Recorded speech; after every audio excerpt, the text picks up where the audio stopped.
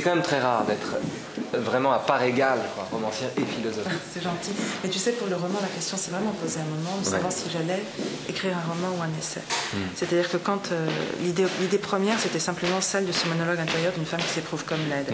Et sous cette forme-là, ça ne prenait pas. Donc, ça a vraiment cristallisé quand j'ai formulé la question que j'énonçais tout à l'heure à propos d'Orlan.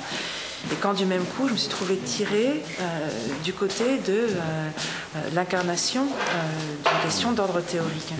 Parce que finalement, c'est cette question-là qu'il s'agit de faire surgir en juxtaposant donc ce discours intérieur d'une femme qui s'éprouve comme laide, donc toute la violence de cette expérience-là, avec des textes d'artistes ou de critiques qui disent la relativité ou l'indifférence du beau et du laid. Juxtaposer le discours de l'indifférence au discours subjectif de la violence. C'est ça le principe.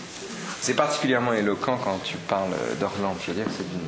Ah oui, Orlan, pour moi, c'est vraiment un lieu où tout ça se noue de façon très efficace. Sous la tempe, entre le front bombé et l'arc sourcilier, on insère la prothèse. Bon.